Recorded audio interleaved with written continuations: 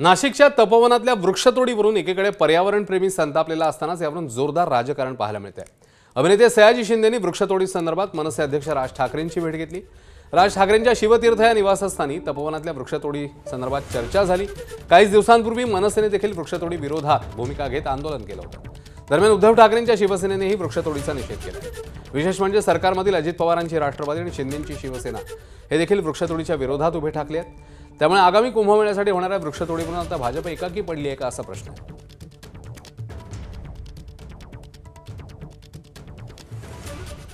तर गरज पडल्यास राज ठाकरे आणि उद्धव ठाकरेंची आपण भेट घेऊ असं मंत्री गिरीश महाजनांनी म्हटलं।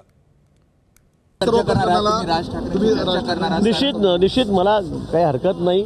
त्यांचं एक ऑब्जेक्शन मी सगळ्यांना जाऊन भेटेल, उद्धवजींनाही भेटेल, राज ठाकरेंनाही भेटेल, ज्यांच्या काही अडचणी आहेत, तक्रारी आहेत त्या सगळ्यांना जाऊन भेटेल। त्यांचं पूर्ण शंकेचं निरसन झाल्याशिवाय आणि 15,000 झाडं आम्ही नाशिकमध्ये लावल्याशिवाय, लोकांनी ते बघितल्याशिवाय आम्ही या झाडांना हातसुद्धा लावणार नाही।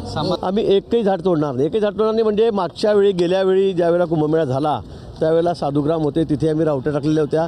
त्या जेवढ्या होत्या त्याच्यापेक्षा 1 फुटे जागा आम्ही जास्त घेणार नाही।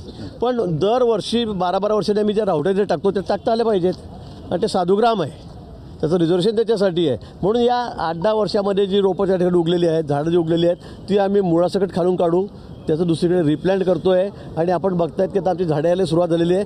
15,000 झाडं, जो 15 ते 20 फुटाची मोठी झाडं आता आम्ही हैदराबादमधून, आंध्रमधून त्या ठिकाणी आणायला सुरुवात झालेली आहे। एबीपी माझा, उघडा डोळे बघा नीट।